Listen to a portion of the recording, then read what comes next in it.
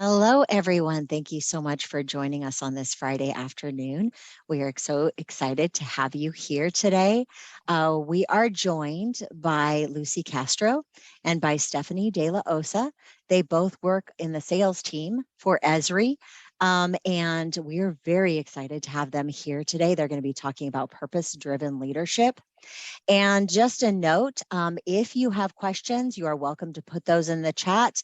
Please note that they will allow for questions to be asked at the end of the presentation, and so they will be addressing those then. And then please be so kind as to keep yourselves muted, just so everyone can hear this great presentation today.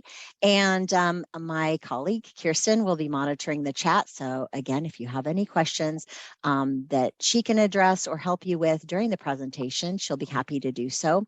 And regarding the presentation, just once again, we will be taking those questions at the end. And so with that being said, I will go ahead and turn it over to Stephanie and Lucy. Thank you, ladies, for being here today.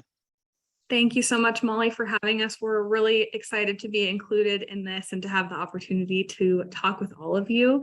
Like Molly said, I'm Steph De La Osa. I am a team lead for our sales team. Lucy is actually my direct leader. Yes, nice to meet you. I'm Lucy Castro. Stephanie and I have been working together for, I think, well, like 5 years. Many years. At this capacity on the same team for probably the last 3 years or so. I'm the sales manager and I support the sales development team and the inside sales team here at ESRI. Very happy to be here today. All right, and we're going to jump right in. We want to talk to you about purpose-driven leadership. So to start us out, we're going to set the stage for you a little bit, tell you a story. So in the 1960s, there was a young man, like many of us when we were young, who stepped into a university to get his degree, and he discovered a passion that was going to shape the rest of his life's work, and ultimately become what we do here at ESRI every day. When we say passion, we mean that in the truest sense of the word.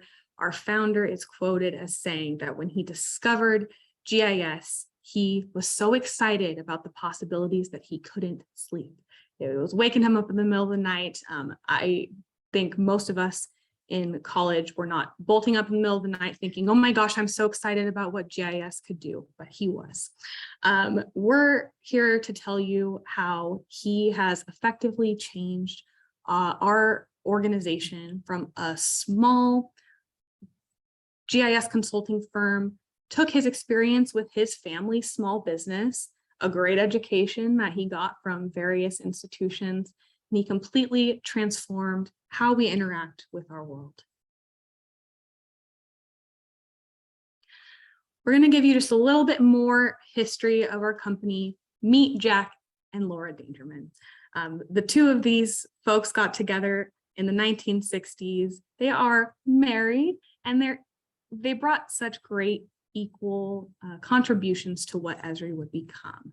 So Jack was a landscape architect and Laura was interested in sort of the sociology, anthropology aspect of this. And so they founded ESRI to solve some of the world's most difficult problems. We love this phrase right here, which is don't ever walk by a wilting plant. Get water on it right away. We find this cute because Jack, his family business was a nursery. So above all, he is a plant man, but this is more metaphorical. He's also a problem solver. And that's why ESRI exists, because we want to help our customers solve the world's biggest problems. A quick question for you all. And I don't know if you have a hand raise feature activated in Zoom, but if you don't, we'd love to see your chats. How many of you in the past 2 weeks have used a wayfinding application like Waze or Google Maps? Same. Yep. Lucky us, right? Because our parents or maybe our grandparents needed an entire co-pilot and a paper map that took up half of the car to figure out where they were going in a new place. We're in a completely new era of what it means to travel and to deal with location, and we really have GIS to thank for that. And so you may be asking, what is GIS? GIS isn't a term that has immediate meaning for most. Actually, a joke on our team is that in the first day that you join our team, you have to now go home and explain what you do to your parents. It's really not an easy thing to do. So here we have a nice quote that says, GIS is about uncovering meaning. I'm going to read this to you. Give me a second. And insights from within data. It is rapidly evolving and providing a whole new framework and process for understanding. And so geographic information systems is a system that creates and manages, analyzes, and maps all types of data. GIS connects data to a map, integrating location data where things are with all types of descriptive information, what things are what they're like there, and knowing where things are and why is essential to rational decision-making. Has anyone ever browsed a brand website like Starbucks where you can click on an interactive map to view the address or hours of the given location? So again, by a show of hands, anyone use that? Stephanie's sharing something. I know, sorry, we're looking at your, okay, thank you, Rudy, I see you. So let me go ahead and get this switched out. So yes, by a show of hands, we've all used GIS in some way. And so it's really great. We all have the basic understanding of what GIS is. Technical difficulties, my friends. Thank you very much for bearing with me.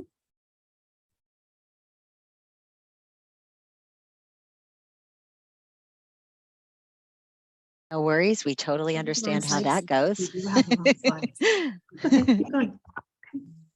Okay, all right. Do you have my screen back? I can see your screen.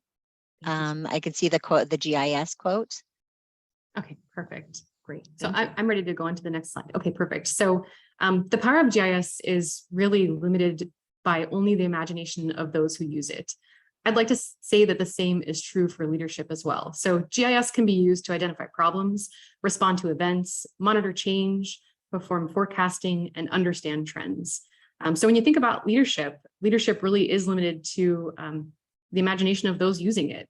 And so now we'd like to shift over and share with you the many organizations that are using our software today. So we started out, like we said, as a small mom and pop. We now have 33,000 businesses, 12,000 national governments, 30,000 cities and local governments, and 12,000 nonprofits that are using ESRI software. We tell you all of this to say that location-based technology can truly benefit everyone in so many different career aspects. You might have seen some of our impacts if you watched the news over the past 2 years and saw our Johns Hopkins dashboards. These were built on ESRI software to maintain access and tracking of our pandemic.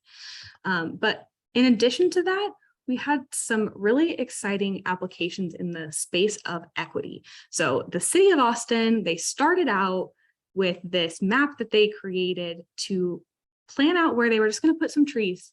They just wanted to know, where's the best place to put these trees? Where are we lacking greenery? We want to have a more beautiful and green city. They had this vision that they wanted to implement. And so they started to map it out.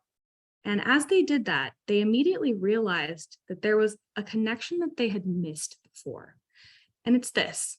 They realized that the current greenery exactly matched the redlining that the city had done many years in the past. And so as a result, they were able to determine that these trees and their placement didn't just have an impact of beautifying their city, but it also had a serious social equity impact, because trees mean shade. They mean less heat bouncing off of the pavement, more outdoor ability, lower power bills, and the folks who really needed more greenery, more coverage, were not getting it, as you can see between the comparison of these two maps. This is essentially impact and change in our communities powered by ESRI. So we get really excited about that. Another application that might delight some of you in the room, if you're an environmentalist, is that we are big on conservation. So we love this dashboard that one of our customers has created to track the right-of-way track lines of monarch butterflies among their migration.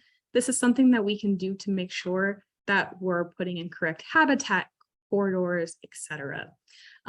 In addition to these great applications for conservation and equity, we see a lot of business applications like site selection, or where their demographics are located, how far away they might have to travel in order to bring a customer to them. So again, the applications are completely endless. Here we have a little commercial that we would love to play for you. So I'm going to give it a shot, and then you let me know if you can hear my sound.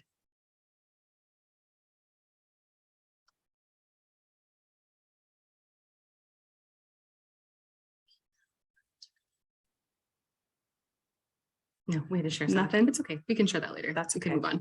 All right. We were so hopeful, but we'll send you the link to that. It's a fun and exciting commercial. Our very first commercial, probably the first GIS commercial the world has ever seen, and we're quite proud. And so we shared with you a lot about what our organization does. And I think it's really important because we stem from the dream that our founder had about making the world a better place. And you can see a couple of the examples where we help out with public health issues that arise that are unfortunate, and we have to figure out how to respond to those. We discussed, trying to plot out something and then completely uncovering a whole nother issue with our equity and the tree placements. And then we also talked about butterflies and their pathways and giving them corridors to fly. Those are all very important things to keep our ecosystem alive and running. And that takes leadership and vision. And so a part of leadership and vision is moving vision forward and having a strategy, and then getting your team members excited around that vision. A lot of the reasons that team members join us at ESRI is because of the mission and vision of what ESRI is and what we do and what we stand for. And so here you can see this quote on the screen is, if Facebook is the who and Google is the what, then ESRI is the where. So you may ask yourself, how did ESRI grow from a small consulting firm to this huge leading GIS organization in comparison to tech giants like Facebook and Google? I'm going to share with you how we were able to do it. So I'm going to bounce around on the screen here because I think that for me, we're a very customer-centric organization. So the difference with ESRI is that we focus on our customers 100% of the time. We want to make sure that we're enabling them with the right software, resources, and so kind of piggybacking off of that, well, actually, let me backtrack.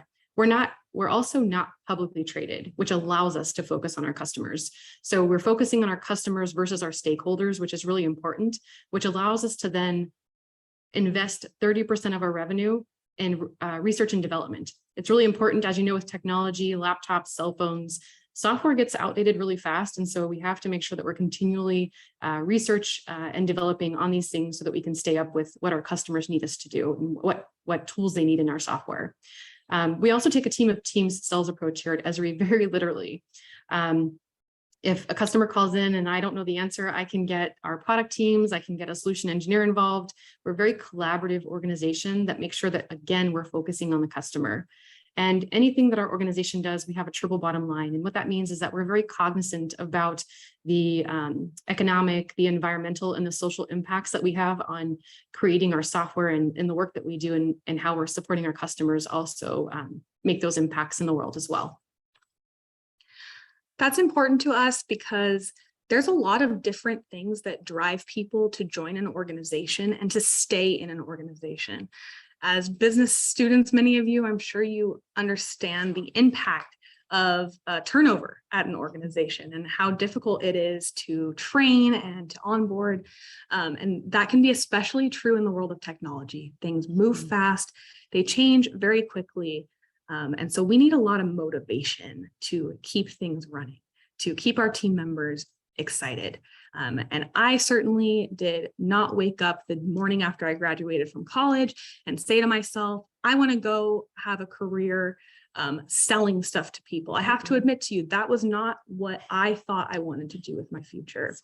I ended up here at ESRI because of the good we are doing. And so many of our employees are in the exact same position where maybe they didn't think they were going to be sales. Maybe they don't have any GIS experience, but somehow they stumble upon us and they understand the powerful impact of what ESRI does and the good that ESRI does for the world. So that's why I'm here and why a lot of our teams is here too. as part of that, we live that promise every day and the way that we interact with our customers, but also in a lot of the programs that we offer. So we have a nonprofit program that supports nonprofits. We have K-12 and higher education programs. K-12, we actually provide entirely free licensing to any K-12 organization, homeschools, troops, Boy Scout, Girl Scout troops, those types of things, because we believe in starting early and getting excited about what GIS can do. We have a disaster response team. So if you've been watching the news, we've been busy responding to the hurricane and supporting our customers who are located there. Additionally, our founders, Jack and Laura, have sort of repurposed a lot of their personal funds from their success to create the Jack and Laura Dangerman Preserve, which is in Santa Barbara. They're very quiet about it here at the office, but we had to give them a shout out for it in this presentation. And in the background, you can see the beautiful photo of the preserve. I wanted to point out too that our disaster response team is on call 24/7. So anytime anything happens, from tornadoes to Hurricane Ian, unfortunate events, our team is on call to make sure that they're responding to our current users and even new users, getting them software so that they can make those decisions quickly. And make sure that we save lives and we protect our citizens from things like this. So just wanted to give them some kudos and shout out because they're on call. Thanks, Lucy. So yeah, on top of quickly changing needs and lots of customers, especially over the past 2 years, we've got 24-hour support. How do we keep it all going? How do we keep that momentum? And the first thing that we talk about is finding the right fit. So we have a deep passion for our why that starts with Jack and goes all the way through everyone else in the organization. And the work that our users are doing as well. And the work that our users are doing. So you might notice that when we talk about finding the right fit, there aren't a lot of hard skills listed here on this slide. And we certainly have, a hard skill list somewhere that I'll dig up for you if you're interested, but ultimately it's more of the soft skills that really drive company growth. And I think we're learning that more and more as leaders. And so that's something that we really lean into with our team, is that we want you to be here. We don't want you to be the most experienced salesperson coming in. That's great, but it's not our main priority. Our main priority is a passion for the why and a willingness to carve your own path. Lucy, do you want to tell them a little bit about how you carved your own path? Absolutely. So I actually don't have a lot of GIS background. I worked at a bank prior to coming to ESRI, and I went for my studies with an MBA, and I was going to just study business, and I decided to get an emphasis in GIS. And I'm really happy that I did, because it piqued my curiosity into what ESRI is and what it does. And so while I was in my master's program, I researched ESRI as a company, because at the bank, I liked what I did and I liked helping the customers, but I felt like something was missing for me. For me as a person, I needed to feel like I was a part of something bigger than myself, giving back, giving good. And so I was able to align my skill sets with an inside sales role here. And I think I was in that role for about 1.5 years. And that was really supporting our outbound sales facing teams with quotes and helping existing customers through sales processes. And then I became a team lead and didn't realize how much I loved leadership until I became a team lead. A lot of growth took place for me here at ESRI as a leader, as an individual. And I would say that I'm now a sales manager. And so I took another leap into another growth pathway into leadership because I love it so much. And I think for me, people, so kind of speaking to this slide, as a leader, it's our job really to make sure that we take care of our people. So no one works for me. I think I said earlier, I support the inside sales team and the sales development team. No one works for me. I support them. I'm here. I work for them. I want them to know that I'm approachable and they can come talk to me. I really try to encompass and embrace a servant leadership style as much as I can. I care deeply for the people that work with me. And I want to make sure that I'm lifting any barriers out of their way so that they can do their jobs and we can make their day-to-day easier for them so they can help support our users.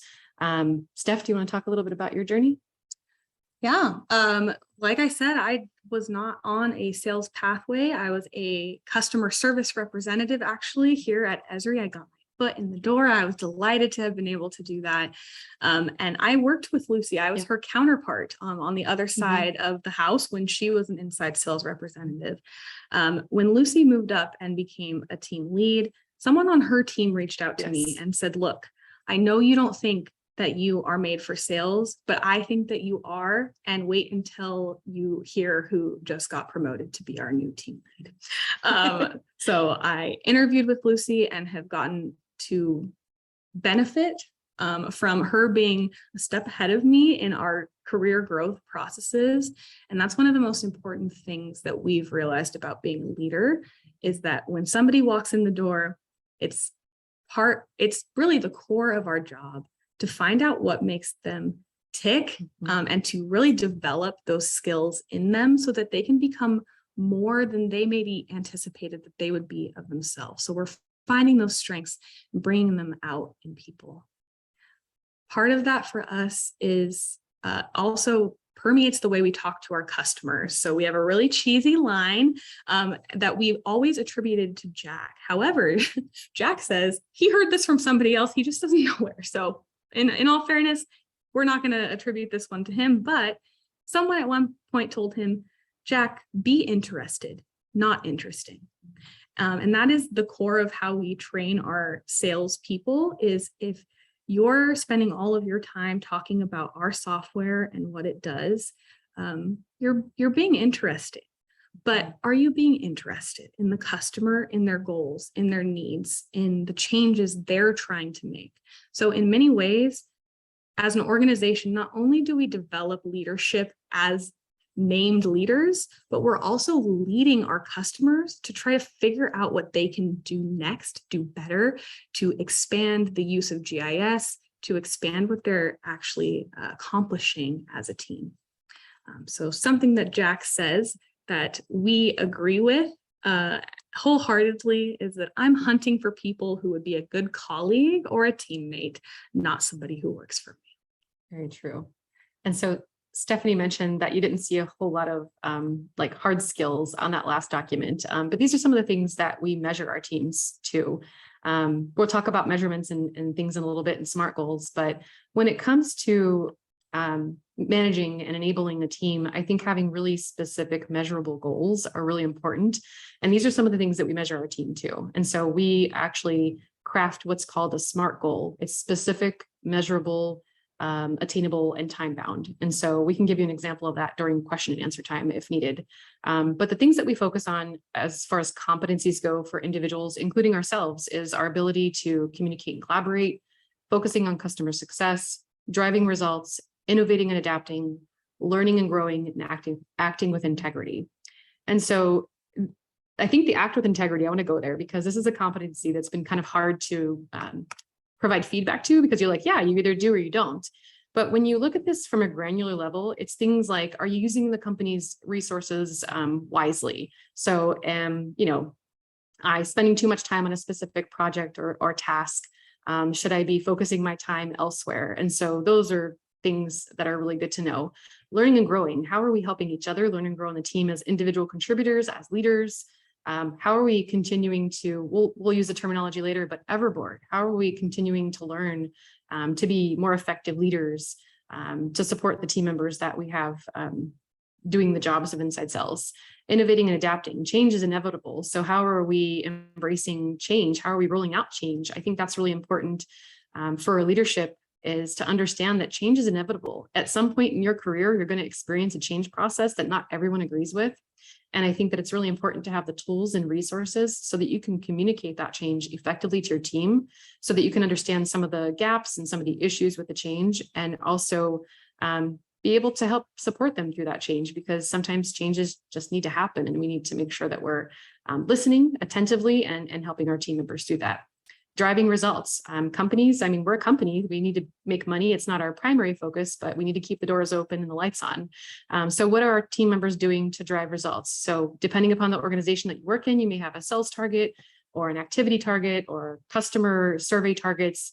And again, focusing on customer success. And there was a training that we'll mention later, but it's called, I think it's, is it strategy? Implement strategy, where it's focusing on one wildly important goal called a WIG. I was really excited after coming back from this training because I feel like we have so many different like goals, like meet this sales goal, meet this pipeline goal, have this many calls. I think our one wildly important goal as a team and probably as an organization is putting the customer at the center of everything that we do.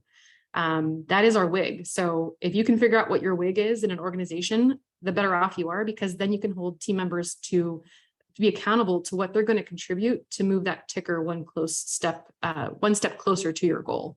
And focusing on customer success, I mean, you focus on all the right things and all the other stuff falls in alignment. And communicate and collaborate. So it's really important for us to be able to communicate verbally and writing, but also in between teams to make sure that when we're supporting our customers, there's rapport that's built between the teams and we can help our customers through the process. And we really lean into communication being a spectrum. There's not one prescribed way of doing any of these things that we mandate of our people. We're big on creativity. And so one thing that we do that you might have heard of is DISC assessments. So a DISC assessment essentially is just a pretty long quiz, actually. Self-assessment. Self-assessment, yeah. That gives you an answer at the end of how your communication style operates at work. So you might be more direct. You might need more detail and be more granular. You might be more social and be more invested in the communication between teams. All of these things are welcome at ESRI, and we want people to lean into who they are authentically.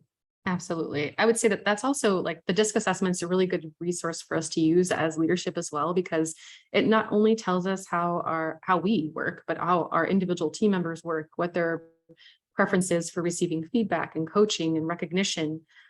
It's really a starting point for us. I don't have mine, but on my badge, we have like these little color things to tell what color in the DISC assessment we are. That way, you know how to start a communication or a conversation with someone based upon their DISC assessment. I'm very much an I, and that means I love to talk to people and I want to talk to everybody, but not everyone on our team are I's. They're more logical thought process. We should probably schedule a meeting and not bombard them in their office kind of people. So being respectful of that, I think is a good starting point to understand how to lead our team through driving results in our organization. Speaking of starting points, we start all of our leaders in a series of leadership trainings that form the baseline of what we're looking for. Lucy's going to tell you a little bit about those. Absolutely. So I would say, so I wanted to kind of go over this. So I think effective team management definitely starts with leadership. There are two things that a leader must do to be effective. One, that is to care deeply and sincerely about your people, and to drive business. Sometimes those are hard to juggle because sometimes we may have a teammate that's reacting emotionally to some change or just something that's going on in their life. And it's, you have to turn on that empathy and make sure that you genuinely care about what's going on with that individual, while also at the same time driving business, because at the end of the day, that's what we're called to do. We're here to help the company drive business and implement strategies so that the company is successful. So just know that you have to juggle a couple of plates or balls. Yeah. Either one. Or break a plate. Yeah. When it comes to our leadership training, we have a wonderful leadership training course that once you decide you want to become a leader here at ESRI, we do get a plethora of trainings that are available to us. But the 4 core essential roles that are Franklin Covey trainings are Inspire Trust, which is by being models of character and competence, creating vision by rallying our teams around an important purpose, executing strategy through consistent, focused discipline and alignment, and coach potential by unleashing the untapped talent and potential of their team.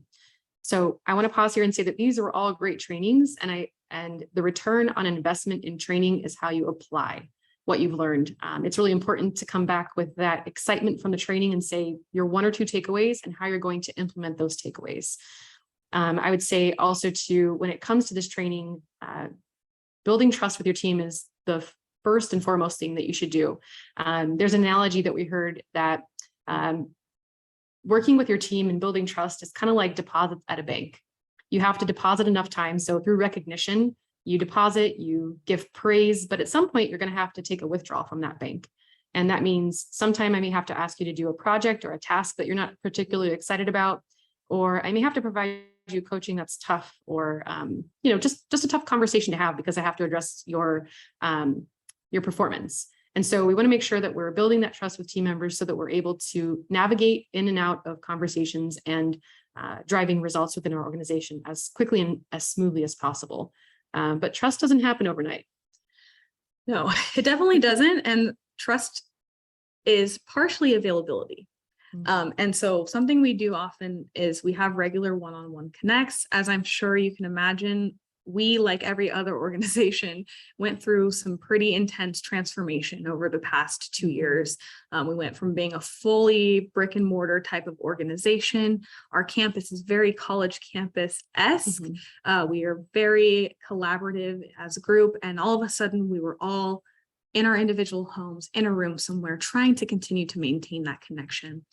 We did that effectively through online meetings. And now we're in a whole new world where we're trying to do everything hybrid. Because we are supporting flexibility for our people after everything that has happened over the past few years.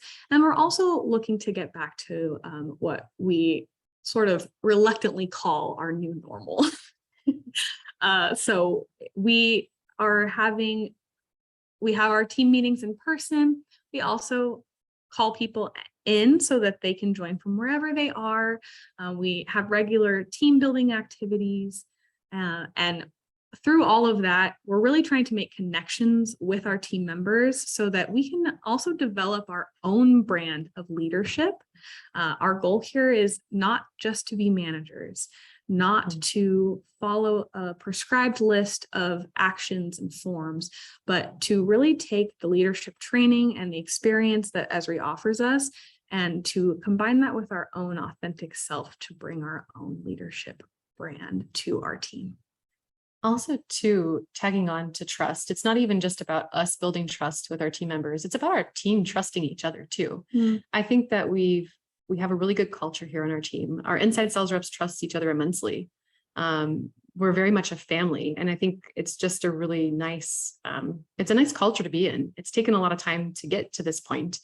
But our team relies on each other to help our customers and each other. So it's really good to be a part of that. And I think that goes back to the second pillar of our training is the vision of ESRI and what we're here to do. We're here to make a difference in the world and an impact on the world. And I think that that's what draws people together is that common goal to make sure that we're driving results back to what our organization's mission is and executing that strategy through consistent, focused alignment. And so what that means is, we have metrics that we're all measured to. So how are we as leaders working with our individual team members to make sure that I'm going to talk about SMART goals now because that popped in my head, but not only are they focusing on the mission for the organization, but how are we also giving them some way to incorporate a goal of their own? So I love customer centric things and customer focus. And so we have a customer experience team. Is there some way that I can write a goal to spend more time with the customer experience team? Maybe we have somebody on the team that's more technical. Can I have them write a goal that allows them to spend more time with tech support?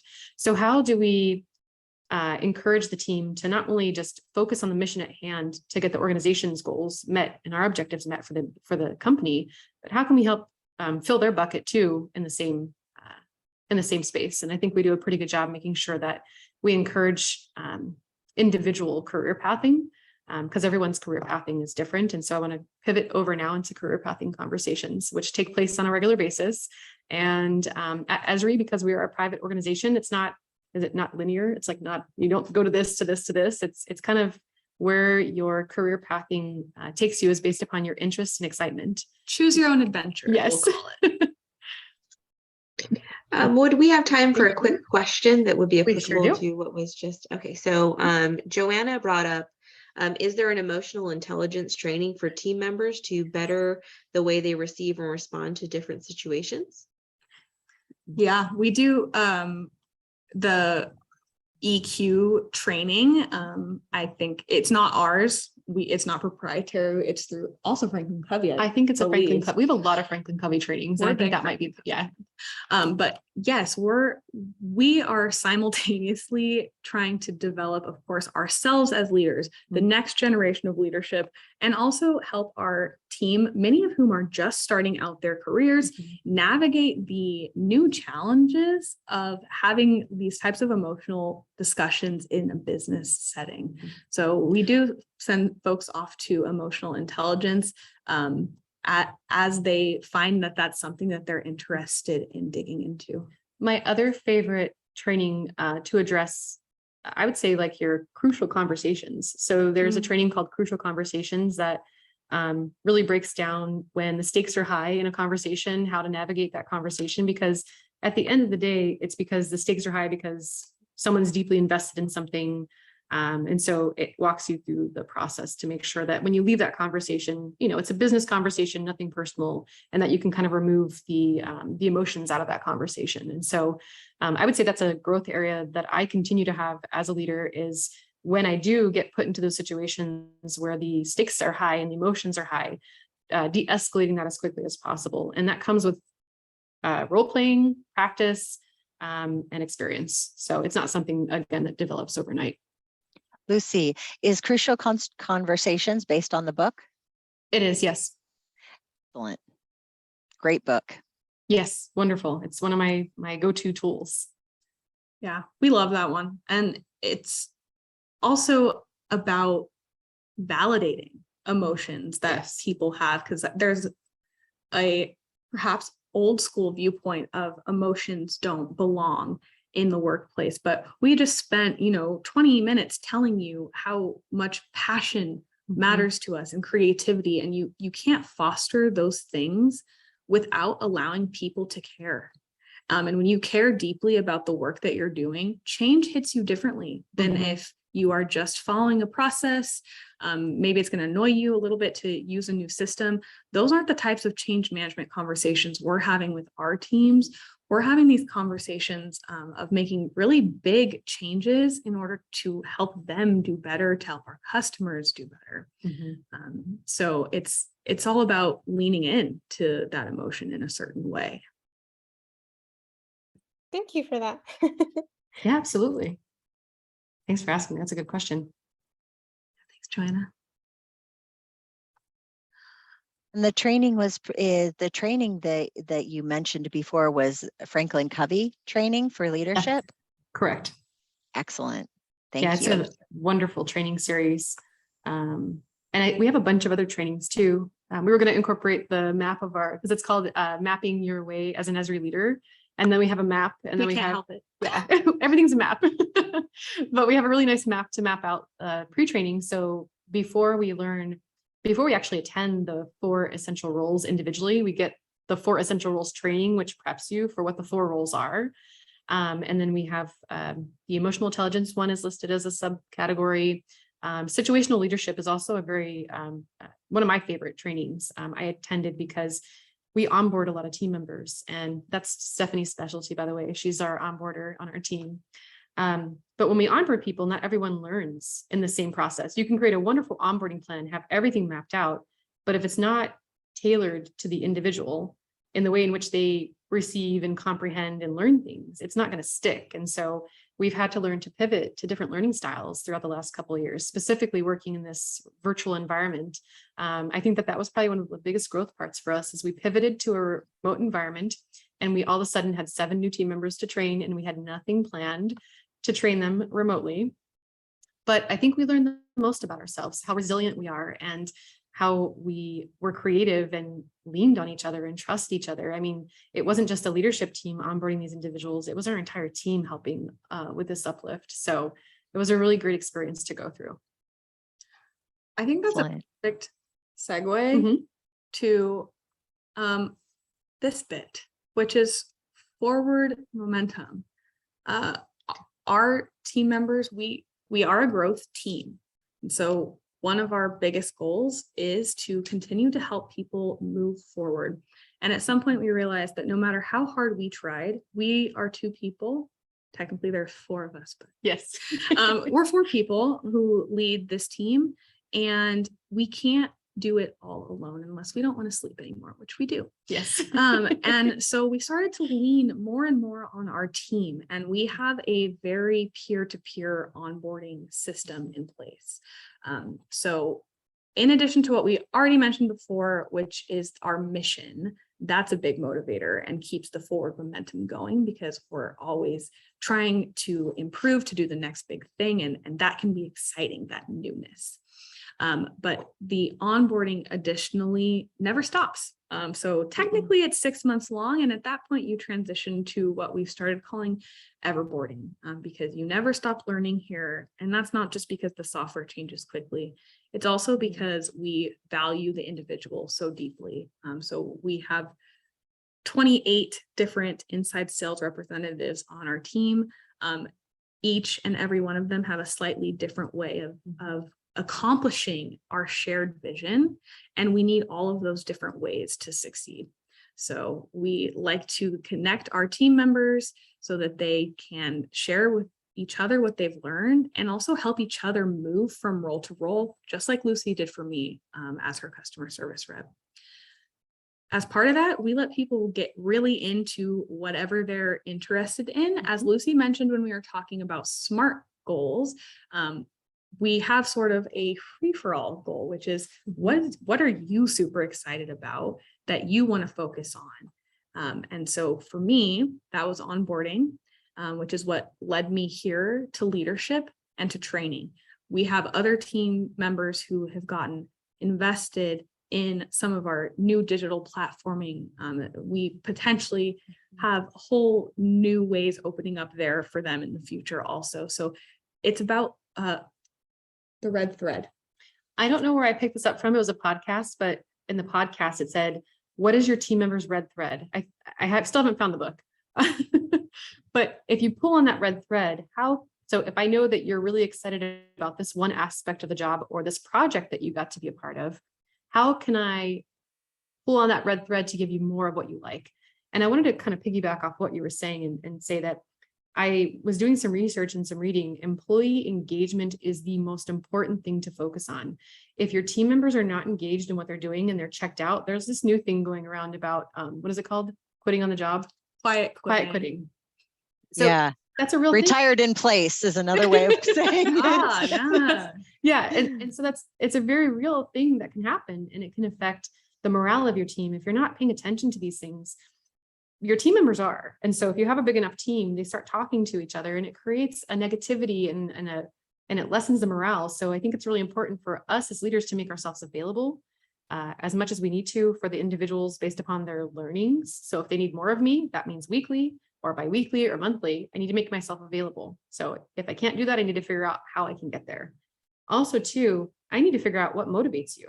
I know you're here to do this job and these 10 tasks, but what is it truly that makes you tick? What do you love doing? I always ask people, what makes your heart sing? I know that sounds cheesy, but for me, it's like when I don't feel like I come to work. I love what I do because I get to do many different things and I get to fix problems. One of my, I did the Clifton Strength Finders test, and my top strength is fixing problems. I get to fix problems all day long. So I love being here. So we got to figure out what my team members love to do. And I've recommended that book to so many people, because once you start to figure out what your strengths are, you can start applying them to your current role, or figure out this may not be the role for you and move into something else where you're able to, I would say, flex that ability. So I felt like that was a really helpful book. And while we're on the subject of books, reading, I read so much stuff about leadership and listen to podcasts because I really want to make sure that I'm bringing my most authentic self to work, and that I'm not hiding behind some facade of step one, do this as a leader, step two, do that. Because it can very much feel like that when you become a new leader. Like, where do I start? How do I begin? Just bring your whole self. Your people want to see you. They don't want to see some book version of what you've been told to do. So read the books, apply the learnings and the takeaways, but bring you to the table. So just a side note that as you've been mentioning these amazing resources, we've been putting them in the chat. Awesome. And Kirsten was able to find the book you were referring to, the Red Thread book. Yay. Okay, good. Yes, let us know what that is. I haven't found it She's yet. amazing like that. So thank you, Kirsten. It's called Perfect. Love Plus Work by Marcus Buckingham. Oh, thank you. I'm going to you. read that next. I was Googling it and didn't do a good job, but the one book I'm reading right now, and I'm going to throw it out there because I'm loving it. It's a book called Radical Candor by Kim Scott. And there's two things I wanted to mention since we're talking about engagement and employee engagement. So sometimes we can get caught up into growing our organization and promoting people too quickly or keeping people on a team too long. If you do that, you're going to lose people. Yes, you have a job that needs to be filled. You don't want to hold somebody in a role and not let them grow because they will leave you. They may be great employees. They're just not liking what they're doing. And so the concept that was shared in this book is called rock stars versus superstars. Our rock stars are our pillars, are people who are on the team. They don't want to grow right now, and they're happy doing what they're doing. They contribute by being subject matter experts in what they do. Our superstars are people that come into the organization and they want to move quickly. They want your boss's boss job. Like they want to go fast. And so we need to identify those two different types of, I would say, growth mindsets, and understand how to praise them, how to connect with them, because the last thing we want to do is apply pressure to a rock star who doesn't want to leave us. They want to stay here and they want to do this thing they're doing. And the last thing we want to do is apply pressure for the superstar to stay in a role because we don't have anybody else to fill it. You'll fill the role, you'll figure it out. It feels horrible at the time because you're like, well, who's going to fill this role? Our job as leaders is to make sure that we're, there's a quote I'm not going to quote right now, but taking people where they ought to be, not where they want to be sometimes. So sometimes seeing, what am I trying to say? Seeing the unmet potential in an individual, because they may want to go in one direction, but you just see this gleaming potential. I've done this a couple times to you all, and I've pointed it out. And I'm like, hey, you might want to do this thing. And so planting the ideas and planting that seed of change to get them comfortable with, yeah, I think you're right, I could do this. So what I'm trying to say here is embrace the idea that your team members may want to stay with you for a long time, or they may want to move on quickly. So how do you do that in as effective way as possible while meeting the business need and also meeting the needs of your team members? On the note of radical candor and career pathing, this might be a somewhat unusual approach in our current economic climate, but we are also supportive of career pathing for folks who realize that our organization is not the best fit for them. Yes. And that's part of our desire to have the best possible match between the organization as a whole and all of us as individuals, and recognizing that every role and every organization is not for everybody. So we're very supportive of wherever folks go next. What we want to have them leave with is skills and also with an appreciation for what you can do with a little bit of, well, a lot of bit of caring about what you're doing. Absolutely. And then we have another slide that I put together because I think it's important in an organization. Actually, before we go there, Okay, I want to talk about projects, engagement. Go ahead. Okay, so the way that we provide red threads in a more structured way is that we've created committees. And those committees allow our team members to flex different capabilities and competencies. We have an onboarding committee. So if team members are really passionate about helping streamline or improve the process of onboarding or even support onboarding, they can join that committee and they can work on the committee, creating documentation and processes. And they can also support as an onboarding coach. We also have a community building committee, which allows our team members to figure out ways that they can connect with each other outside of work so that they can have fun together, because we're with each other all day long, 8 hours a day, driving results, being passionate about our work. So how do we spend time with people after hours? And we've done some fun things like baseball games, Oktoberfest here in Redlands recently. I think they're putting something together for like apple picking or something for the Riley's fall. Farm. Mm-hmm. So our team really enjoys spending time with each other. We also have our innovation hub where our team members have in the past submitted ideas for improving processes. So we're hearing our team members with the recommendations that they have to make their jobs easier and improve our customers' experience. What else? Anything else? Well, I think that's all of our current active committees, but I will say my favorite thing about those committees or task forces is that they're peer led. And so that gives folks an opportunity to build and flex leadership skills, maybe even decide if a formal leadership role is the way that they want to go. Because another thing that we often say is that leadership is not a title, it's a behavior. So you don't have to have a sales manager title in order to impact others and help them find their full potential. With that in mind and radical candor, coaching. Yes. Let me tell you about a mistake that I made all the time when I was a new leader. Because my focus is onboarding, training, helping. I always wanted to have the answers for my team. And I was really invested in that building trust. So I, like many young new leaders, struggled to provide any feedback that felt negative. So I've had a whole new way of thinking about this over the years, which was actually started by Radical Candor. So if you haven't read it, highly recommend, but the gist is this: if you build that trust with your team member, then you are doing them the best service that you can offer them as their leader, to provide clear feedback, both for things that they do really well already and things that they could do so much better. That can sometimes be a hard thing to hear.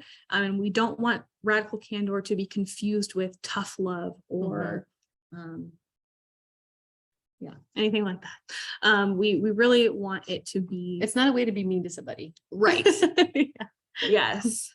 Brutal honesty was the other phrase I was looking for. That's not what it's about. It's about very honestly turning to somebody that you have a deep, trusting leadership relationship with and saying, yes, you are really great at presentations, but when you were 15 minutes late, you got off on the wrong foot. And the rest of the presentation could have been fantastic, but it's hard to come back from that. Let's talk about that. Let's talk about how we can do this better next time, how we might change your philosophy, your preparation style, whatever it is. But giving folks that honest feedback to help them get better is really a deep service. I want to piggyback off of that and talk about another tool that we use on the team, inside out coaching. Inside out coaching is something that we've been using for a couple of years now. Yeah. And we watch presentations all the time we have a sales training that all of our team members go through, and they give this pre-sales boot camp is what we call it, presentation. And we would oftentimes find ourselves giving all this feedback about their presentation skills, and it felt kind of awkward. So what we've done is we've pivoted over to the inside out coaching, where we allow the team member to say, okay, now that the presentation's over, how are you feeling? What do you think you did really well? And where are some areas of improvement that you have for yourself? And in most instances, every single time that we do that, they list everything out that we've written. And then we just add a couple of points, because one, it's allowing the individual to own the feedback and also to have self-awareness of the areas that they've done well and also areas for improvement. And it makes the feedback process that much easier. I agree. It also sometimes gives an opportunity for us to step in the opposite way. We are often our harshest critics. And at times that harshness can slow us down. So when we get into a meeting and we tell a team member, what do you think you did really well? And their answer is, well, next time I think I would do this slide differently, that slide differently. That happens a lot. It does. And that's indicative to us of a moment where we can step in and say, honor both what you've done well, and also what you can improve on, and don't be so hard on yourself that it cuts off your own motivation. So that's another positive impact of inside out coaching, I think. Absolutely. Shall we move to the fun? Yes, we've gotten a little off track of our planned trajectory, but here's our favorite part. Remember to have fun. We're a cheesy team, super cheesy. Yes. Lucy's going to tell you how cheesy with this here UC image. All right. So I'm not going to talk about the bullet points because you're all probably looking at Globy, our mascot, doing yoga poses. So remember to have fun. This is a really nice way to show the culture of ESRI. While we're very business minded and we're we want to get down to business and do our business, we remember to have fun. This is the first user conference in 2020 that we had remotely. And our user conference is huge because, again, we're very user focused, very user centric, and our user conference is focused around our users. So I don't know how many more times I can say user, right? But when we're at our user conference, it's really a way for ESRI to invite our customers into our homes, to show them our latest software. It's not really, it's a way to get additional sales opportunities, but it's really focused around them figuring out what's new, what's up and coming, what's changing with the licensing. So we wanted to create a way for them to have a memorable experience all together. And so someone cleverly created this globy yoga pose so that people can get out of their desk chairs and stretch in between sessions. So I thought this was really cool to share with you because we love globy. We have lots of globies in our office. When you get hired, you get a globy. And we have a team member who continually steals our globies and connects them all together like garland on his desk. So it's kind of fun. But I would say that's company-wide. And then when it comes to our specific teams, we have different ways for our team members to have fun. You want to take the CCC? Yeah, what a name. The cartographic composition competition. You can see that we had a lot of fun just naming the thing.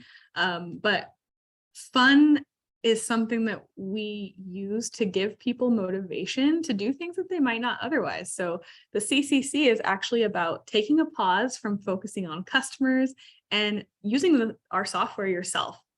So every quarter we have a competition with different themes, and folks can submit their maps or their products, whatever they have created surrounding that theme. So we do things like vacations. Our director did a photo tour of her East Coast trip back to visit her family. We've had people who come from the beer industry do maps of their previous routes to show us what they used to do. Just anything that you want to have fun, to learn how to use our software, and ultimately to connect us more with each other and our customers. Yes. And on top of that, I wanted to mention sales competitions. We are not commission-based. I don't think we mentioned that earlier, but our sales teams are not commission-based, but we do have sales competitions because we're trying to innovate and adapt and drive more customers to use our online store. It's faster for them to order. And so we want to make sure that we're having fun, changing a behavior by making it a competition. So team members who are competitive will engage in this. Competitions aren't for everyone, but this is a way to engage team members who are driven by dollars and metrics. I'm realizing that there are typos on this, my apologies. We also have the sales scavenger hunt, which takes place in our sales boot camp. So what this is it's a way for team members who come from all over every regional office that we have, and sometimes internationally. They'll come to our Redlands office and they'll use one of our applications called Survey 123, and they'll walk our entire campus, and they'll have a list of people that they need to go and meet, find their office, take a picture with, and interview. And so that's a really great way to get communication and collaboration within the entire organization as a newly hired individual on the team. I mentioned our community building committee. It's a way that we have fun on our team. We also try to cross collaborate with other community building committees on within other buildings, because we have a building, another organization. So California state and local team is in another building. So we tend to try to put things together so that we're cross collaborating, not just with our sales team. And then I already talked about Globy Yoga. So yeah, remember to have fun. And that concludes us with our presentation today. I know we ran right at time, but if we have time for questions, we're okay to take a few questions. That's great. I see that Joanna had put another question in the chat, and so I actually want to turn it over to her. Go ahead and ask your question, Joanna. Okay, so my question was, how do you stay motivated as a leader who's responsible for motivating others? That's a really good question. Yeah, that is a great question. First of all, we lean on each other really hard. Our leadership team is extremely tight, not just the four of us who lead our team, but a wide web of leaders across ESRI, because we all get tired and we all get unmotivated sometimes, and we all sometimes need that encouragement. So for me, I'll say, when I start feeling that, oh my gosh, I need to motivate my team, and yet I could use a hibernation or two, I usually go sit myself down in Lucy's office and Mhm. say, hey, I'm having a really hard time.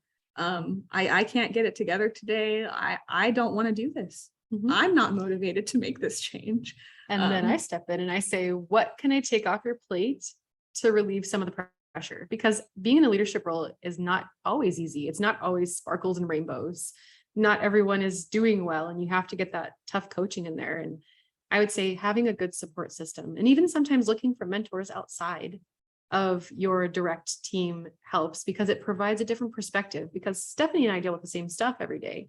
And so we Yeah. can toss around an idea, but I also have colleagues in customer service that I don't work with directly, that if I'm like, hey, how are you handling mid-year reviews? How do you handle coaching when someone's not performing? It gives me a different space to kind of toggle around ideas and acknowledging when I need to take a break. I'm not a robot. I can't perform 50 hours a day. And I think self-care is really important for us as leaders, and also communicating that to our team members. We have team members that want to work all weird hours, and we have to continually say, stop, you're only doing 8 hours, like work-life balance. And so I think just remembering that it's okay to take a day off, it's okay to take a vacation, it's okay to take a break. And for maybe to answer your question, how do I stay motivated? And I really like what I do. And I think that's the most important thing, is passion. I'm going to go back to passion. If your passion truly is in leadership, you'll recognize when you need to take a break, but you'll never get tired of doing what you're doing. So find your passion, whatever that is. Thank you both for that. I Yeah, appreciate it. absolutely. Also, another class we recommend for our leaders is 7 Habits. Yes. So if you're not familiar, I'm pretty sure the number one habit of the 7 is sharpen the saw. So that concept there is that you can't actually cut down a tree as the saw if your teeth are flat. You have to actually take time to care for yourself. So we do recognize and really focus in on our people being people first. Like yes, we are a family at this organization. We're very close, but we're also cognizant of the fact that folks have families at home that come first in many aspects. And it's a balance. I think it was Nora Roberts who answered this great question of all people, which was, how do you do it all? How are you this writer, a mom, and all of it? And she said, I've learned to tell which balls are plastic and which balls are glass. And sometimes a home ball is glass. And I need to catch that one, which means I'm going to drop a couple of plastic balls at work, and vice versa. And that has always stuck with me. That's a good analogy. Wow, that's a great quote. I like that. Yeah. Thank you so much, ladies. I just wanted to open it up one more time and see if there are any other questions. If anybody else has any other questions. And I do want to be sensitive to everyone's time. I know we are at time, but I'm not seeing anything else in the chat. And so what I'll say is just thank you so much for your time. I've learned a lot, and I agree with Rudy, who just posted that this is a great presentation and great advice.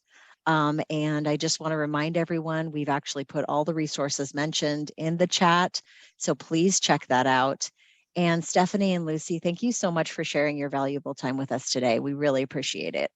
Wait, I have a question before we go. Lucy, Yes. Hi, Ernie. amazing. When are you coming to my class? I am. I had to get this done first, and then we have some change stuff going on at ESRI, but I'm coming to your class. I just don't know when yet. All right. I'm just checking. No, I'm still on the hook. I'm still coming. I haven't Yay. circled back around to you because we got a lot of stuff going on over here, but I am coming to your class. I understand. Thank you. All right. Thank you. Happy to hear that. Thanks, Lucy. Absolutely.